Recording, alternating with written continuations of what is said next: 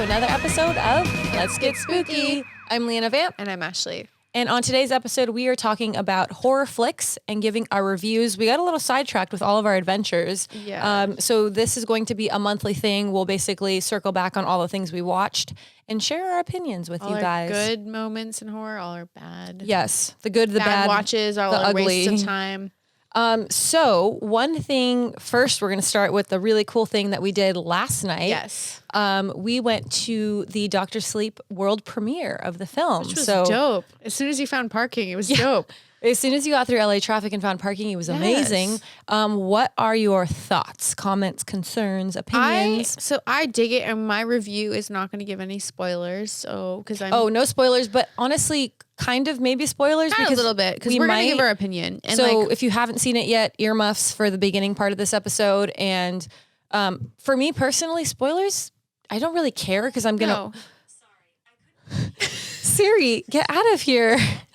Siri is maybe, I don't know what she thought I was talking, but I'm not talking to you, Siri. I think we said serious. Serious, and she goes like, "What, me?" So spoilers for me, I don't really care because if I like something, I'm gonna watch it regardless. But I know some people freak out about it. So if you freak out about spoilers, you've been warned. Don't listen for the first 5 minutes of this Do not bullshit. listen. But yeah, we did see Dr. Sleep. I was really super into it, and me coming from like a visual standpoint, the director, which I wrote down, because he did House of Haunted Hill. Mm-hmm.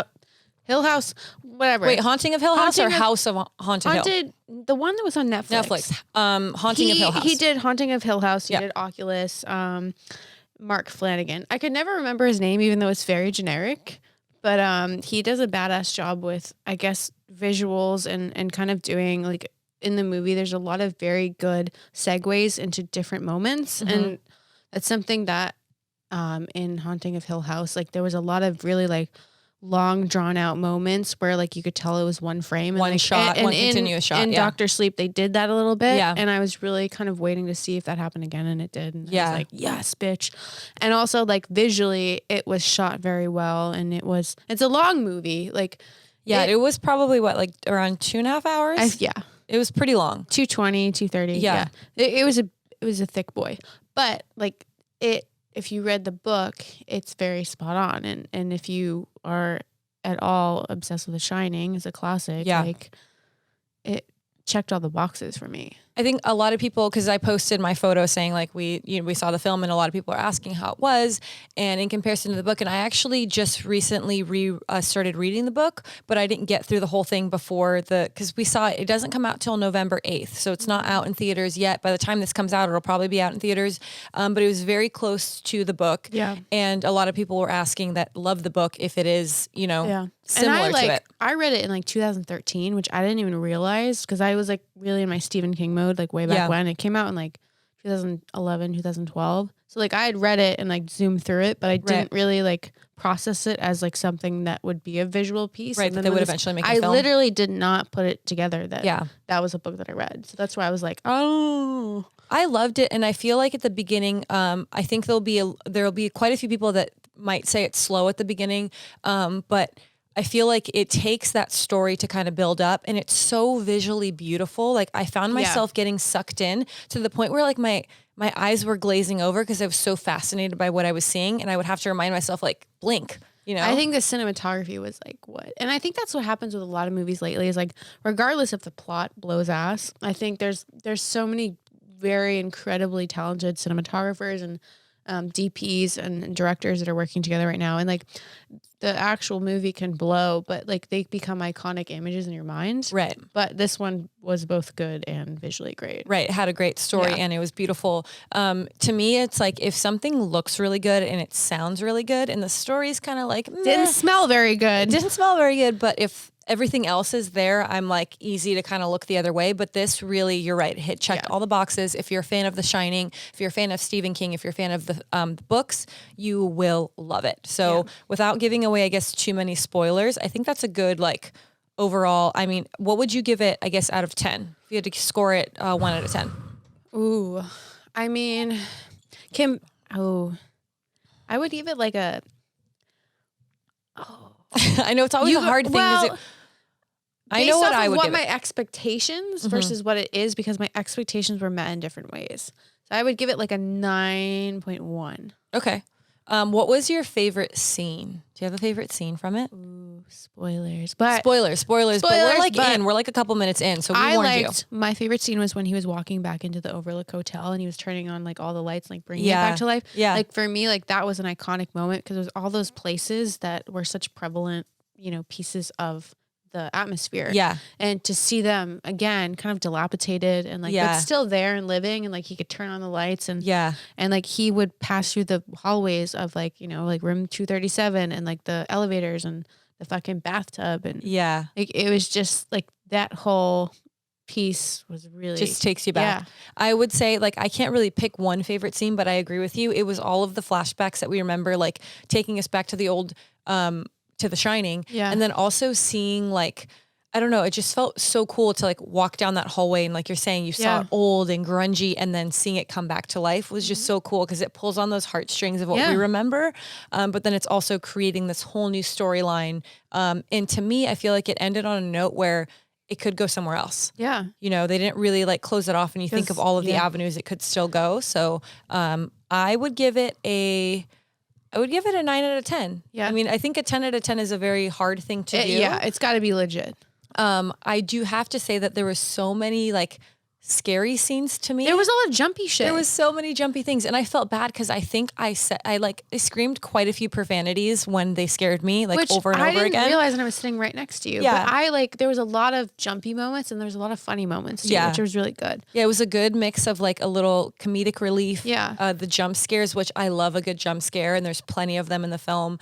And then all of like the nostalgia of what we remember. So, and I also like that it like delved deep into like addiction, because like Dan is like messed up from his father and like trying to get over alcoholism because he's like trying to repress like all of those emotions, and like for him to like constantly try to overcome it and then be faced with it again in the multiple scenarios where things get hard in the movie. Like I think it's really admirable for that to be like a prevalent like piece running through it. It's something that's like we see it as, oh, it's a horror flick, but it's actually something really relatable to a lot of people, and whether like addiction in any sense of the term, like alcohol, drugs, whatever it may be, bringing that real life thing that people in the audience can relate to, and not necessarily being like, I feel like with a lot of horror flicks, you're attracted to like the ghosts or the paranormal, the supernatural, but this is real. Or it's like a very extreme, like, like they were hurt by a ghost and they're sad and that's the storyline and they're going to get revenge, or like this was so multifaceted because it's based off of such an iconic book and, and the sequel of an iconic movie and book. And I think that they did a good job where they dissected it to create the storyline that was multifaceted. Yeah. And I think that is like the basis of it. I mean, we were actually right before we started recording, we were watching like some shitty movie on Netflix. I don't even know what it was called. I don't know, man. That was not ideal. You find yourself getting sucked into something, but when the source material is good, it's like, as long as it's filmed well, it's going to be a gem. Yeah. And the film was beautiful. I loved it. I really honestly can't wait to see it again, because I feel like there's a lot of things that when you watch it the first time, I feel like going back again, you might get a little bit more out of it. Yeah. So, well, I mean, I'm definitely... If we have a spare 2.5 hours, we will definitely put it on the list. So 9 out of 10? I think consensus? 9.1. 9.1, 9 out of 10. What else have you watched recently? I know we've both watched a lot of different things, and it's been a while. Have you watched In the Tall Grass yet? I have. That was actually the first thing on the list. Yeah, that one actually, like, I watched it. I was supposed to be working, and I was usually what I do is like I'll play a movie in the background and I'll like edit and stuff, and I felt so. It's like, and it's one of those movies where the first 20 minutes I'm like, like I can just listen to this and it's fine. And then when it really gets in deep, like it's really fascinating. And I think like if anyone's seen it, it does at its core, like you look at it and these people are lost in grass, and there's obviously like this mysticism to it. And then like on the flip side, it's like they're seeing like different, like it's an alternate reality essentially. Well, for me, so I actually watched it on the Florida trip that you were not there for. It was very sad. So Cameron and I were watching it one night, And we were so exhausted from the trip that I kept falling asleep, and not because the film wasn't good, like it was great, but my body was like, I'm done, I'm sleeping. So it took me like 4 days to finally watch it from beginning to end. But it was so like, it's one of those concepts. There's another film that we watched and it's called, I think it was just called ATM. And it's like one of those simple things where it's one scene, it's one location, in the grass, one location, but it was so beautifully shot and it was so like it's just very different. visceral. Yeah, it was very like visual. I really liked the one thing, again, spoilers. So this has been out for a while though. Well, so by this so time we don't give a fuck. We don't care anymore. The one thing that I really liked is a lot of horror movies, a lot of films in general, they're predictable. You know that there's a beginning, middle, and end. You know that whatever, there's going to be hero at the end and it's going to be great or it's going to end tragically. This was like an ending you didn't that know was who was good and who was bad. Exactly. You didn't know who anyone unpredictable. was. Yeah. Like that's what really shook me. I was like, I don't know who's dead, who's alive, who's a zombie. Who's the good guy? Who's the bad guy? If this is even a dream. If they wake up in their car and they're like, oh, I guess I shouldn't have gone to the ground. Like I didn't know what the fuck was going on. And I the one thing that I really liked is when there's something that I can't figure out, I always think I can figure it out. And usually I'm pretty good at it. But when I kept thinking I could figure it out and then I couldn't figure it out, that keeps me on my toes. And it typically keeps me like wanting to watch more, but I was just so tired that I kept falling asleep. But once I finally finished it, I loved it at the end. It was just like unexplainable. Yeah. It wasn't like a monster. It wasn't someone Nobody with like powers. died or anything. It was just this weird like warp area where it's magic. Yeah. It's like magic. You can't explain it. It was that big rock in the middle. It was that big magic rock in the middle. Rock. And I like that. I like that there's no explanation and it is what it is. Yeah. So I would give that one, I mean, Which was another Stephen King one. But I don't know. I wouldn't give it a 9 out of 10. I wasn't, so like nothing, it didn't give me any jump scares. No, I was just going to say that. No jump scares. It was psychological for sure. It was very like solemn in the way that it was shot where, you know, it was either daytime or night and they were like constantly going through, you know, the same cycle. The same cycle. Yeah. It was a mental kind of mind fuck, but it wasn't anything that made me have nightmares or anything. It was actually funny you mentioned because the Stephen King thing, it was a very like a timeline thing where you were jumping back and forth in timelines. Yeah. So it would take a second for you to realize, okay, we're back in time or we're forward in time.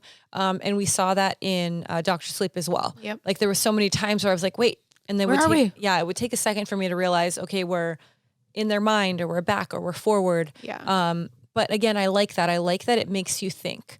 It's a little bit of a challenge and that's fun for me. But a good jump scare. I need a good jump scare. It kind of it made me remember when I got lost in a corn maze too. And wait, is that a thing? Well, because it's literally, when you think about it, it's a labyrinth. Yeah. And so like back on the East Coast, like we had corn mazes. So like you'd go out and pick pumpkins, but essentially they'd cut down these cornfields to have a maze. Right. And a bitch would get stuck, best believe. I got lost in the grocery store, but I feel like that's not as scary. No, that's not the when same. I was This like is 5. like you can see like feet through the things, but if you're there with a friend and you lose your friend and then you're just like, I don't know how big this is, because you go and you don't know how big it is. Too. Yeah. Like you can't. No, I was 17. I was not little. Oh, okay. You had no excuse. You had your voice. I was you could have said, large. hey, I'm lost. Yeah, but you didn't. Thankfully, I had my cell phone. How long were you lost in the corn maze? 30 minutes. Oh, no. No, but what I did was I had my phone and it was a flip phone at the time. And so I just Motorola? played. I had 3 ringtones saved on it. And I think it was like the Lizzie McGuire theme song. And I just replayed it over and over until someone found me. Oh, no. And I just held it up and I was like, yo. That's like, to me, to be lost in because I think I associate a corn maze with a murderer. Yeah. And I mean, typically there's not always a murderer in a corn maze, but chances are high there would be a murderer in a corn maze. It was daylight. Oh, okay. It was well, good. If it was nighttime, I'd be very afraid of a murderer in a corn maze. And I like panic when I'm lost. Actually, when we were going to the premiere last night, I was lost. Eat my Vienna finger for this. Side note, Ashley's been saving that Vienna finger, and I've been saving it, but I wanted a mid-show snack. It was like a challenge. Like I could see you looking at the Vienna finger the entire time. Like, can I eat the Vienna finger yet? I needed a good story. Now I'll tell my story while you eat your cookie. Okay. So I get really panicked when I'm lost. Like I have a terrible sense of direction. I don't know where I am. I need Google Maps to tell me where I am. And when I can't figure it out, I get speaking of sweaty upper lip, which I always have, I get a sweaty upper lip because I get nervous and I hate not knowing where I am. So if I was lost in a corn maze, I would be very upset and distraught. And I probably would just start crying and not play my Lizzie McGuire ringtone. I was like a soldier at 17. I was like, this is what's going to happen, bitch. Lizzie McGuire's going to play. And then I'm going to find my way. Oh, my shit. I was a boss. But you found your way out. You found your friend. All was well in the world. Yeah, my one friend in life. Well, you know, you got all that matters is you got out of the corn maze and life moved on. Exactly. So other movies. One other one that this is kind of a while ago, but I don't think we talked about it. Scary Stories to Tell in the Dark. I never saw it. What? You have to. Did you ever read the books when you were a kid? So if you're a fan of the books when you were a kid, I give this one. It's hard to give like a scale that's like a scale for every film because they're all kind of different. I really enjoyed it because there were so many stories that I remember reading as a kid. Yeah. And I loved it. And I thought they did such a fantastic job of bringing those to life. And honestly, it was scary. Like if you were a kid and you watched it, you would be. The trailers were intense. intense. Terrifying. Yeah. They did such a good job. It was so like beautifully filmed. There was quite a few jump scares. It's a scare-mo. So it's like, it's going to be lit. Absolutely. And the other guy, his name is Anders. I think his name is Anders. I don't remember. Sorry. Andre?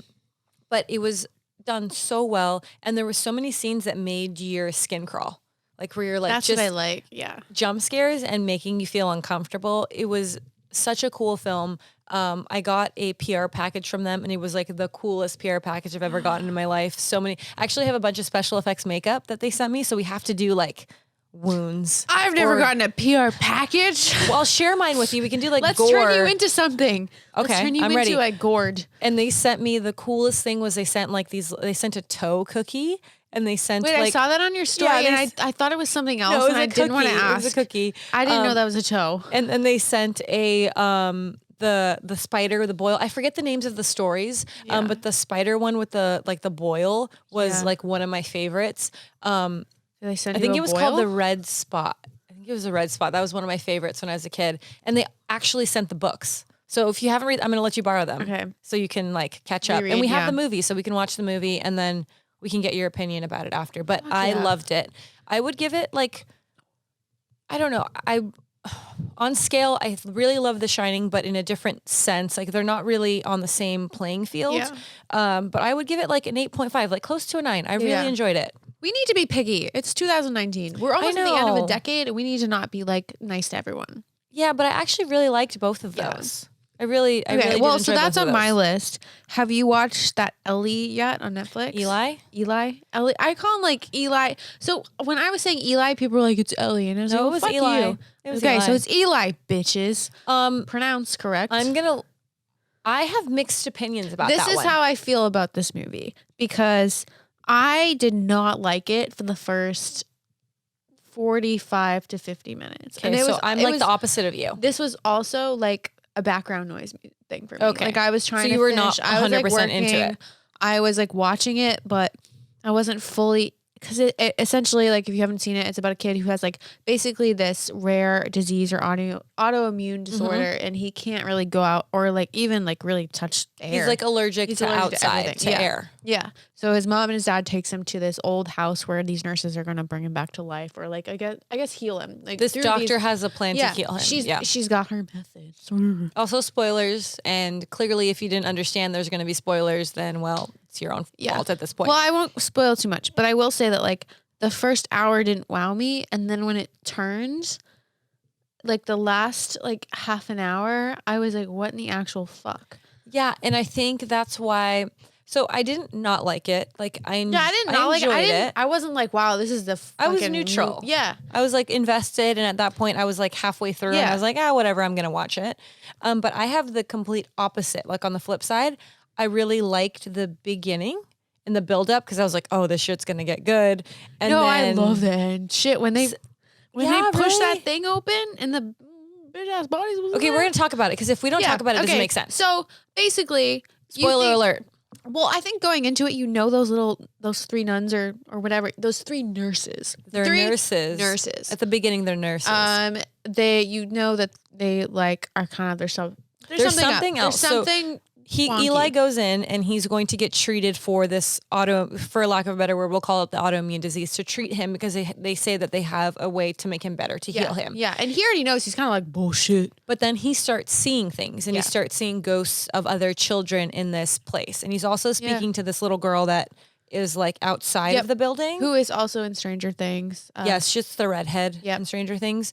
Max. Max, right? It's like, Sadie something. Or and so you're getting those mixed insights of like, he's seeing the ghost, so it's just kids that were mistreated. But then she's giving him kind of like insights to make him think that like it's something otherwise. So you're conflicted the entire time. But in my mind, I'm like, okay, he's a kid, he's sick, he's getting healed, but he's in a haunted hospital, essentially. But, so I guess what you would assume is like the ghosts are trying to do him harm. Right. But I know from past lives that 3 bitches in little scrubs are not to be trusted when they're injecting you with things. And they had like nun hats. They always like these nurse outfits are weird. No, disclaimer, not to be mean, but I don't trust like nuns on television at least. Well, like, because you know they're not up to good. Yeah, it was spooky. And when they came out with the nurse outfit, I was like, this hat's weird. So it looks like a nun, but I didn't make the connection. So anyways, like at the end of the film, you know, Eli ends up realizing that he's not hella sick. He's something else. And his mom goes down to that like dungeon type area. But he doesn't realize it yet. I don't think he realizes it till the very end. He realizes it when he goes down into that dungeon and he can actually breathe again. Oh, that's right. And then he realizes he's not sick. And he's in there. Right. And then his mom goes down and like opens a little hole in the ground. And she's like, motherfucker, there's baby bodies in here. Yeah. From all the people that the nuns or whatever Well, it was the ghost, right? It was the ghost of the people that he'd been seeing. So that took a turn, and then it took a real fucking turn, and I didn't know what to think. And it was kind of like comical to me, so maybe that's why I like it, because I'm just like laughing all the time. I was like, why are people on fire and they're circling? And well, when she pulls, so there was the cross. So she gets a cross, and then when she like the mom gets the cross and pulls a dagger out of it, and it's like, oh, why are you like a godly woman? You need a cross, but it's actually a dagger. Something is happening here. And then we realize what's happening is it's an exorcism. Yeah. She's trying to exorcise the demon that is in this little boy. And for me, I really loved that plot twist. Because I didn't see it coming. It twisted hella hard. It twisted very hard. I didn't see it coming, and I really enjoyed that. But the one thing that my only criticism is that once the little boy realizes that he's like a spawn of Satan, essentially, he becomes like a cocky little asshole. Yeah. And it was fine. Like, I get that. I think he was getting his revenge though, because he was living so fast. Yeah, but he was living in a bubble for so long. I would do that too. Yeah, I don't know. I just felt like it was like when there's no, like in real life, you would be shell shocked. You'd be like, oh shit, they've been lying to me. You would be upset. You would go through like the phases of grief and terror. And then you would be like, okay, now I'm in charge. But it was and I get it, it's a movie. They have 3 minutes to get to the end, you know? But I just felt like it had such a great buildup. And then it was like, everything's different. Fast. Well, everything did get different. And I think that's kind of where I was like, maybe I liked it because it twisted my brain in a way I didn't know it was going to be twisted. And you didn't see it coming. And then I was just like, I went from editing photos to just like fully watching that. Because you're like, oh. I was like, what in the actual You have my full attention. Yeah, I didn't, especially from not to be like Netflix films suck, but like I just didn't expect with the outcome or the output of so many Netflix films all the time. I was just kind of like expecting the same mechanism of like certain peaks and certain things. And then that took a turn that was so bizarre that I was like kind of like okay with it. Yeah. Maybe it's that uncomfortable that's what I'm interested now in. And like, I have a hard time when it's like, doesn't feel real, but I understand it's a movie. It's actually not real. Yeah. There's no kid. I mean, maybe there is an Eli. I don't know. Maybe. But when it's like a drop of a hat and it just switches so fast, I'm like, that's not real. You wouldn't do that. You would have like, you would be pissed. You would like, but I get it. I enjoyed it. I wouldn't necessarily give it such a high rating. I'd probably give it like a 6 out of 10. I'd give it a 7.5. Okay, so we're pretty close. I enjoyed it. Or a 7, actually. Why am I being so nice? It's the drink. A 7. It's your bevy. I would give it like a 6 out of 10. It was filmed really well. It had great jump scares. The house was beautiful. The house was cool. The jump scares were good. The special effects and stuff were really cool. Had some great actors in it. I did enjoy it. I just had like some story plot kind of issues that bugged me. Did you see that like in that and then in the Tall Grass, the dad of the kid was kind of like questionable? Yeah, in both. Yeah, I was like, those daddies, they're not to be trusted. These daddies are too many daddies. Crazies. They're the horrors. So what next? Oh, did you see, and I feel like this is one of the biggest underrated horror flicks of this year, Ready or Not. Did you see that? Oh. It's the one with did I? It's all of the posters with the girl wearing the white dress and she has like the bandolier of like shotgun shells on it. No. It is. So if you haven't seen Ready or Not, I feel like maybe it came out, and maybe the thing was it came out when something else big came out, because it kind of like people talked about it and then it was just like brushed under the rug. So me, Cameron, we actually took my mom to see it in the theater because we were like, we were going to hang out and we're like, what do we want to do? And so we went and we saw it, and it was like such a cool movie. It was badass. It was gory. It was scary. There was jump scares. There was blood. So if you haven't seen it, you definitely have to check it out. When did it come out? Cameron, do you remember when it came out? I would say a couple months ago, but maybe like 3 or 4 months ago, Ready or Not? Yeah. About 3 or 4 months ago, maybe. And I don't know what else came out around that time, but I definitely feel like there was another big movie that like just overshadowed it. But like, I want to be the girl in the film. Children crying. Yeah, there's a new child around here, and I'm like, shh.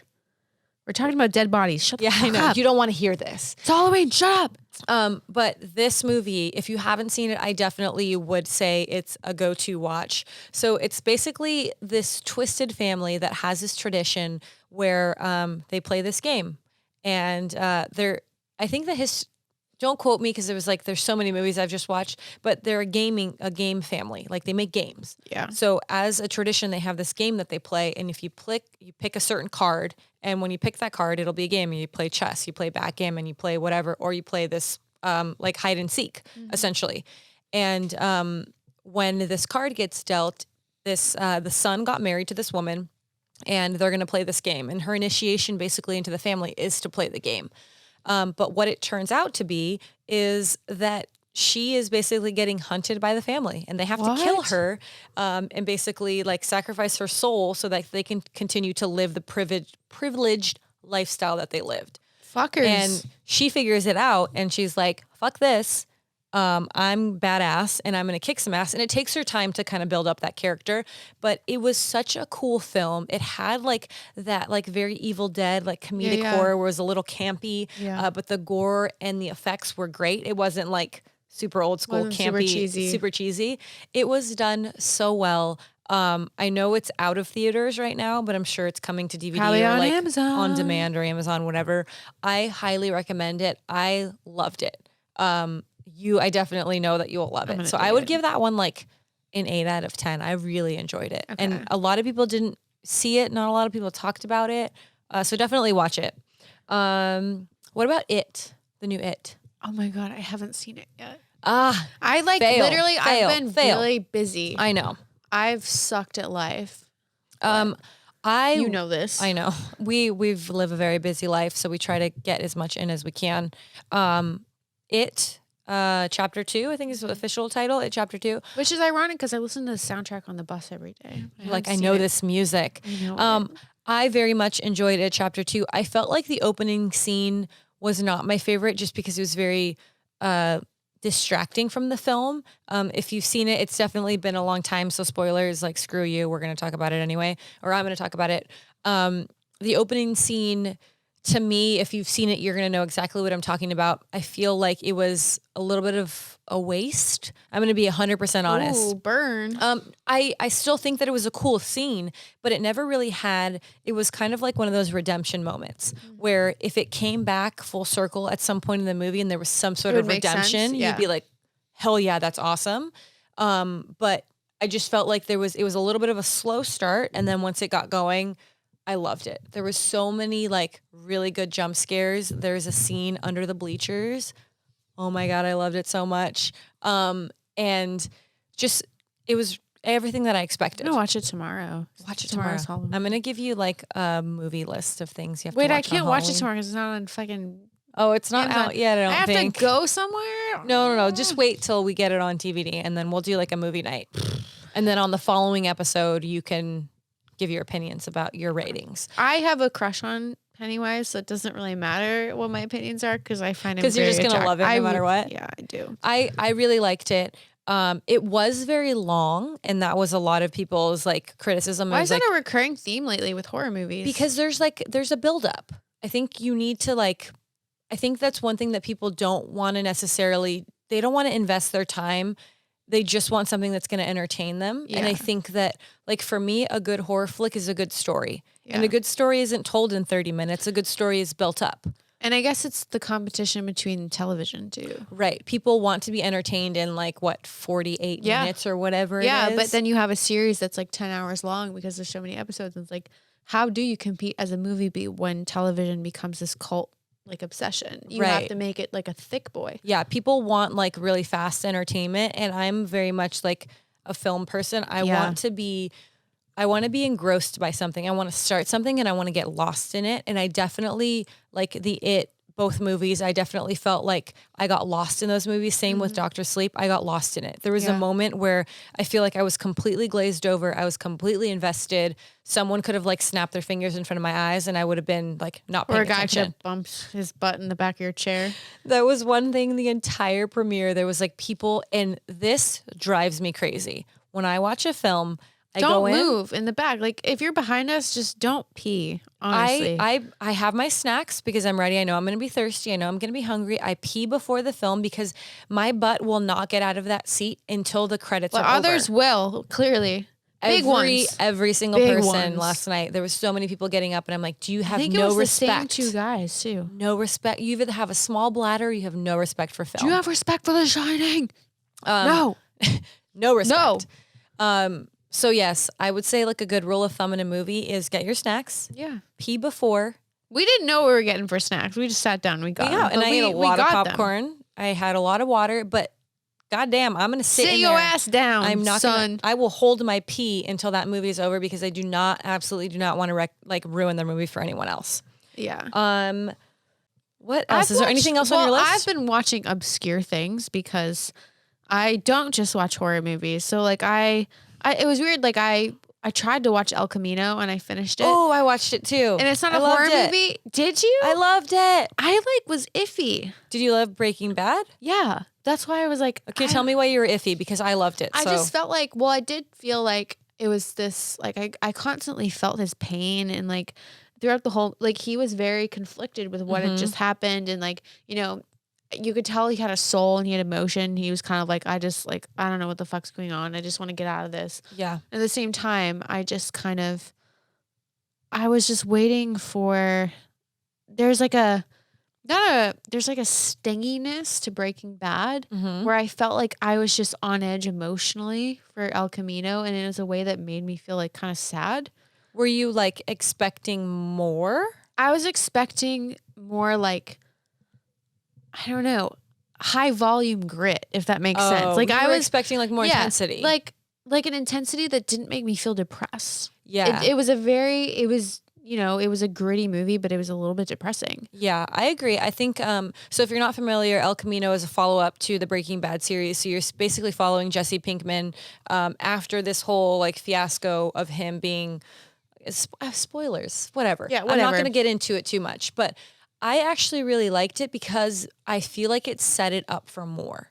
Because when we left Breaking Bad, when that whole thing ended, everyone was basically under the impression it was done. Yeah. It left it open, but from what we heard from the creators and AMC and everyone on the Breaking Bad team was it's done. We're done with this film. We're done with the show. And then when we got this little tidbit, I was so excited because I'm thinking maybe this is just a little piece and then we're going to get more. And I think it ended in a way that could still happen. Yeah. Definitely. Jesse Pinkman is a creature of habit. And he's very smart. He's just very conflicted. Smart. He's very conflicted. It was very sad because it was pulling on your heartstrings. You're starting to feel bad for this person that was wreaking havoc. If this person was actually in real life, the general public would be a fucking criminal. Exactly. You'd be you're a criminal. You deserve to be in prison. Everything you did was awful. You wouldn't feel bad for him. So to me, the fact that they were able to twist that on us and make us feel bad for someone that was inherently like evil. Yeah. Like you tortured people, you made people live a terrible life because of money. And we felt bad for him. Oh my God. Siri's going off Siri and is recording listening everything you're saying. to everything. This is really creepy. Siri, nobody's talking to you. Go away. She's like, okay, fine. I thought they did a great job with it, but I wanted more. I wanted more too. I wanted so much more. Because Breaking Bad was so iconic. Yeah. It's just like that. Breaking Bad, wasn't that what made Netflix like a thing? Breaking Bad was on AMC. Oh, so I whatever. think it went to Same thing. Same thing. It went to AMC, but then Well, that was like a big television moment. Oh, Like it I was feel like that huge. was an iconic TV series moment where people took television series Yeah. seriously, and it And wasn't just like The Office. It was like Right. This was like it was like dark, deep shit, and it wasn't necessarily like under the horror genre. Yeah. But a lot of the things that were it was happening, suspense and thriller. suspense, thriller. There was gore. Like Yep. it kind of hit It was a kind lot of of funny. Yeah, it was comedy. It hit a lot of the horror kind of benchmarks. But then we also got Better Call Saul from that. I don't Yeah. know if you watched that. I watched and half of it. Yeah, I love Better Call Saul. I love his character. The storylines are fantastic. he's like that one uncle that you have. yeah. that just like works at a gas station. You're or like, something. oh, that's just Saul. That's Like, just don't him. listen to him. He's crazy, but he has his hands in a lot of crazy He's always shit. got a can of Budweiser with him. I loved it. And I think yeah. that whole kind of world is amazing. So I really love that they brought this standalone film back. And I'm hoping, like, fingers crossed, that it means we're going to get more. They definitely, like, he's in Alaska I don't know now. if I want more. I do. I want him to just cook more drugs. Well, that was the thing where like I watched, because I watch a lot of different things. Like I'll watch cooking shows and I Yeah. watch like I'll actually repeat. So like the new American Horror Story came out and I've just I Oh, haven't have you seen it all? I haven't I love it. because I heard I that it love sucked. No. And so I just rewatched the last one. No, I love it. So I have my ups and downs with American Horror Story. I really loved Freak Show. Like Freak Show, I Asylum, loved- like Asylum. I liked Coven. I liked the idea of it. I felt like it had little ups and downs, but I really loved it's 1984, right? Is that what it's called? I haven't watched 1984? it yet because I've just been like, I don't know. It's so if you're a fan of like 80s slasher horror, you're going to love it. Which I am, but maybe it's because you started it. I started did. it? I did start it, but like I started it and then I started it on the day that it came out and then everyone was just shitting on it and maybe it was because I like lost a lot of what brought me to American Horror Story. Like American Horror Story to me was like nasty like asylum shit and Freak Show. And so like then when it got to like Hotel, like it was like good. It started getting like, kind of trippy. it got a little trippy. Yeah. And I get felt that. a little millennial. And so like for me, like playing the nostalgia route of 1984 when like Stranger Things is so prevalent and like, you know, even like the It movies have like this, like I was It's all afraid it was going to nostalgia. have the same like synth wave music and like, I was afraid it was going to be cheesy. So when I watched the first episode, I was like, this is cool, but like, I don't feel like obsessed with it. And I totally get that. I think it takes a lot for me to be like, oh my God, I'm obsessed with something. Yeah. But I think I'm always willing to give something a shot. And it definitely has. Lord knows I don't have the time. So You got to watch it though. I really love it. There's like a really good amount of gore. There's a good amount of comedy. It's very much like 80s slapstick slasher horror. And I thought they did a really good job. And for me, when you can take it back to an era that I love in like the horror genre and it looks good. And Billie Lourd, that is like one of the main characters. She's like so like just psychotic and amazing. And you see her character. I love the character arcs. Some are better than others. But as an overall, I really enjoyed it. I think it kind of reignited my love for American Horror Story because I was out for a little bit. Interesting. Yeah, I was kind of like, there was nothing that drew me to it. Did you And, watch the season before that? which one was Apocalypse. No, I didn't watch. I watched Roanoke, which was trippy and I enjoyed it. Because I've seen every single one except for the new one. I don't think I've seen Because Apocalypse. it's like that was the one where I watched it last year and I was like, this is okay. But then I rewatched and I was like, this is like. So it's good. So I should go back. I rewatched it for research because aesthetically, like a lot of the shots are What's really. the theme? So it's like Apocalypse? I don't basically so you know, the entire world is being nuked in various places and there's a lot of these like bunkers and certain people are safe, but like they want to keep, you know, the special people, the elite, almost The like supreme beings. almost like yeah. this, supreme beings, aliens, not aliens, Aryans. So like in the beginning of it, you see like, they show this girl in Santa Monica getting her hair done, and her like rich father is like, you have to get on this jet plane and like go to this place, and there's only like 3 spots available, so like take your hairdresser.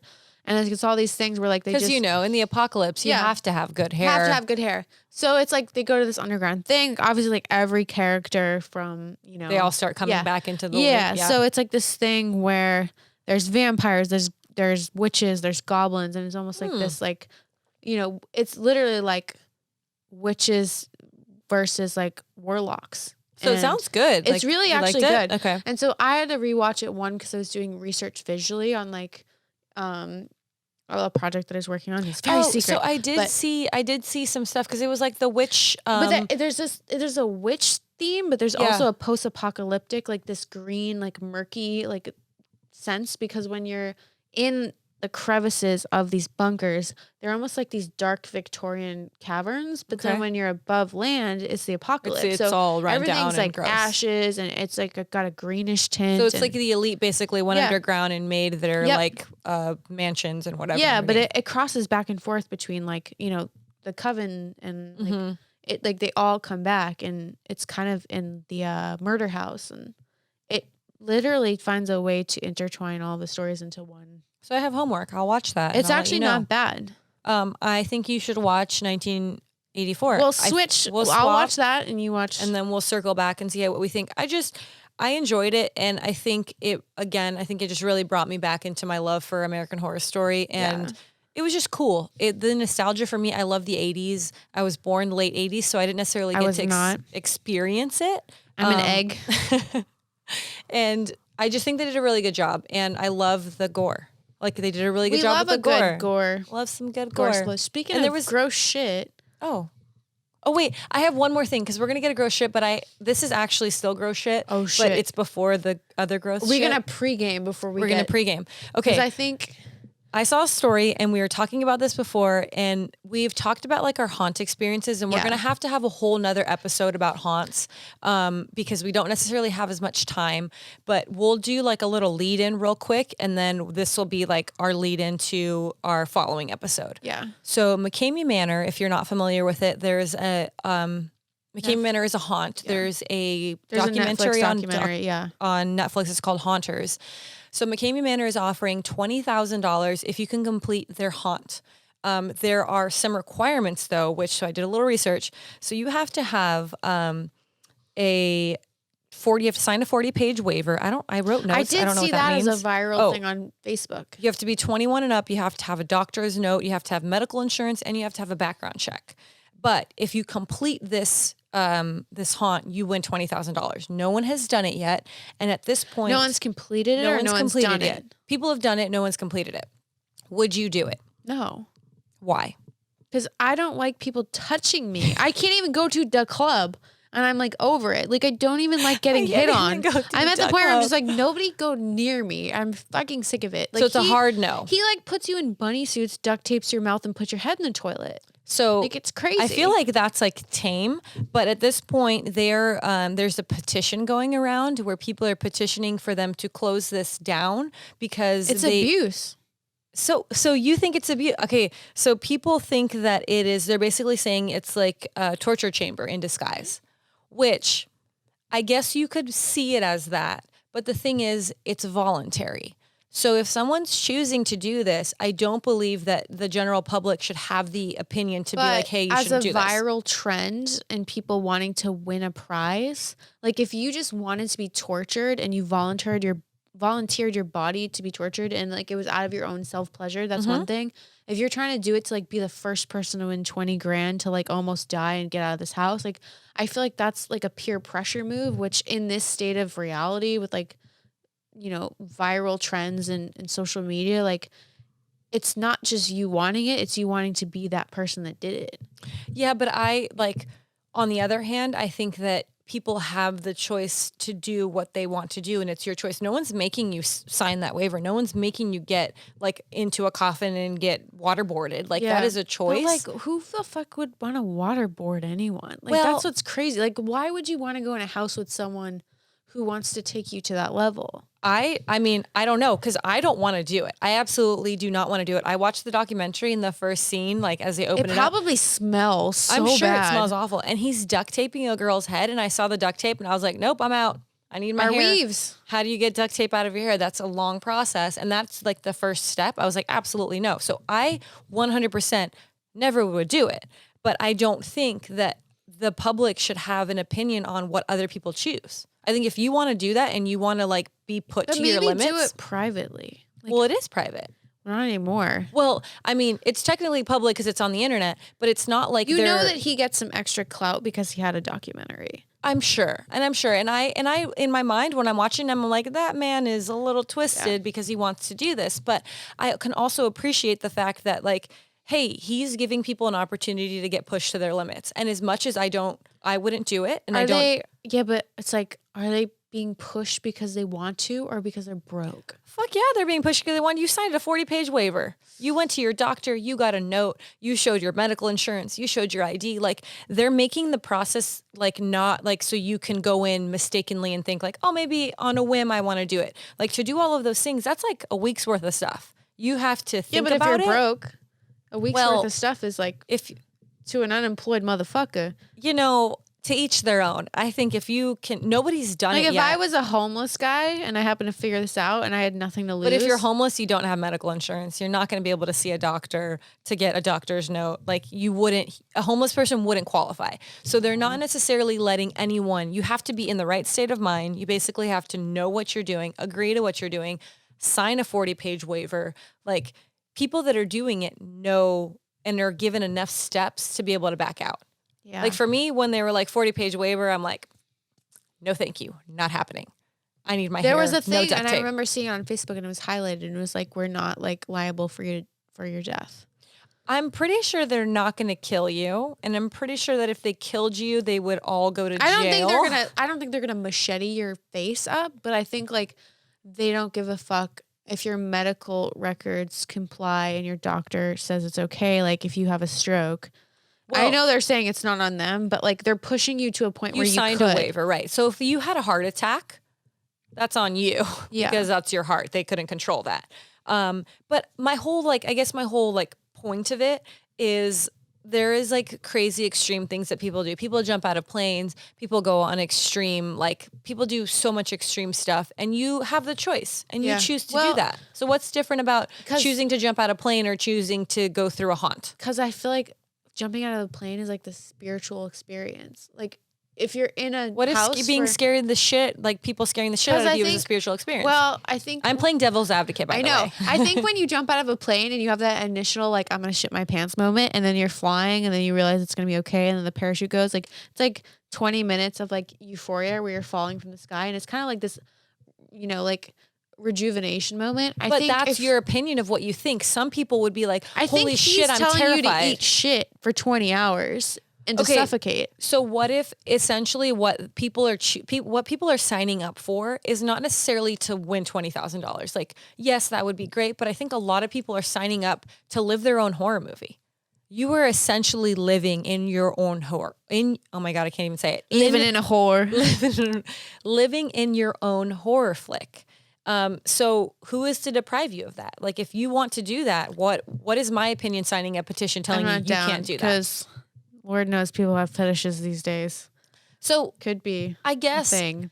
I don't necessarily want to do it. You don't want to do it. I asked Cameron earlier. He was like, hell no, I don't want to do that. Well, at first he said yes. And then I was like, he would really? not do it. No, exactly. And then he was like, no, I actually don't. He had his bravery moment in that tunnel holding his breath. And that I commend him for. But let's not go beyond that. He holds his breath in tunnels for a very long time. And we're always like super amazed. We're like, you're a reptilian. We don't understand. I can hold my breath for like 30 seconds and I'm dying. So overall, I guess my point is we'll have to circle back and do like a haunt episode because I feel like there's so much more to talk about this. Like if we watch the documentary and go back and kind of analyze what this man's thought process is, because I feel like you have to be a little sick and twisted to want to torture people. Yeah. And I think you also have to be a little sick and twisted to want to go be tortured. So there's like a whole world of like shit we can talk about. Yeah. So we'll circle back to that episode, but now this is a new kind of torture. It's essentially the same kind of torture, just you don't know what's going to happen. Well, Exactly the same kind of torture then.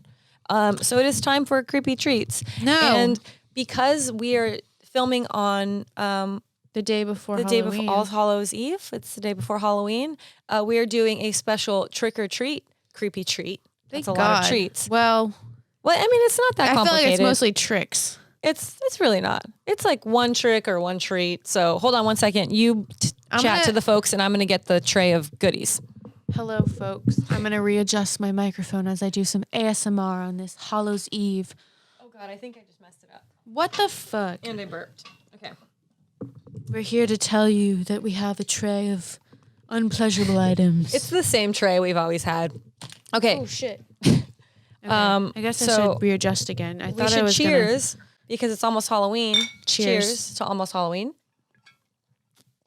And we're going to do some spooky stuff after this. But before that happens, I'm going to unveil. Hopefully I didn't. Hold on. Let me check. Okay. I'm going to unveil a tray. Oh, son of a which bitch. I don't think they can see. So hold on. It's very complicated with all of these things. They definitely can't see if they're on Spotify, can they? No, they can't see. You can only see this if you watch our video at letsgetspooky.com. It's a tray with something. Well, I can't lean it over. Cameron's like, lean it over. It's all going to fall off. It's a tray. Oh, sorry. I'm like throwing it to the roof. I'm very excited. It's a tray with two things on it, and there is a trick or a treat, and you have to choose which one you want. And then once you choose, you have to eat what's underneath. Well, that's not how you play this game. Because you know which one's which, and that's not fair. What does it matter? I'm gonna, you know what? Can I get a hint? No, because I'm gonna eat whatever's under them regardless. Because I'm not a bitch. Did I just say that? No peeking. She's trying to cheat right now. What do you think? What do you think is under them? Let's play this game. I feel like you're trying to mentally fuck me up because this one looks cute. I'm not trying to do anything. Cute, so this one would be a treat, and this one is evil, so that would be a trick. Or am I? No, but that's what I'm saying. So then it's the opposite.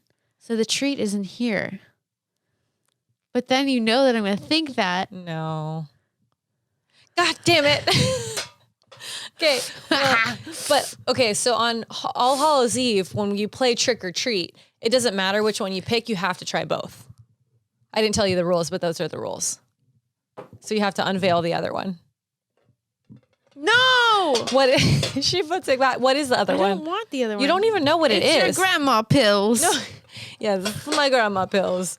I'm going to drug you and take you to McCamey Manor, and then you have to do the challenge. What is it? She just put it back. Bitch. No, it's okay.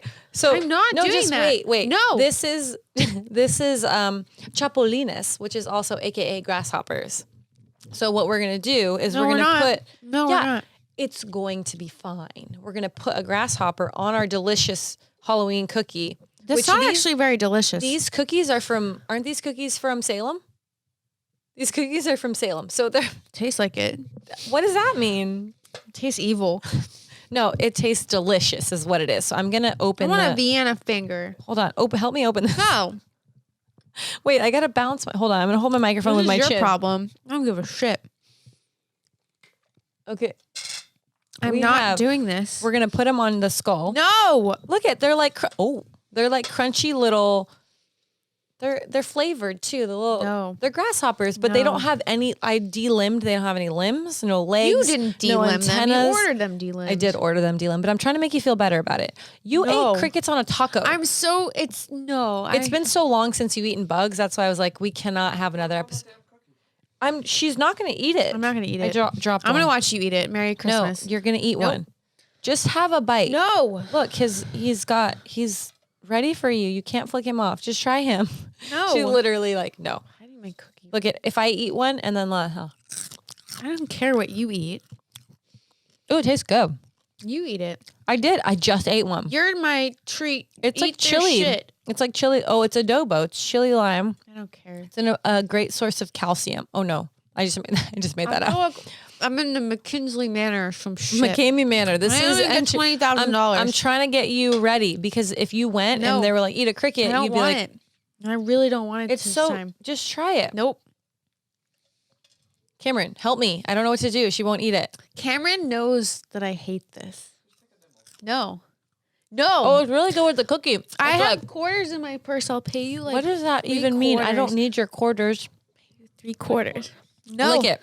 I'll Put it lick on your tongue and show the people and just chew it. Abuse. This is my gamey manner, bitch. It went in my boobs.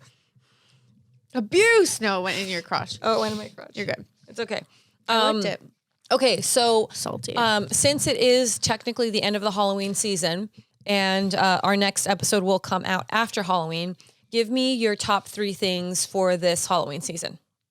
Me? Top. Yes, Sorry, you, the tell them. only other person that I'm talking. What are they going to say? You're talking to these bitches. My top 3 things, like Yeah, and we still, to be fair, that I've done.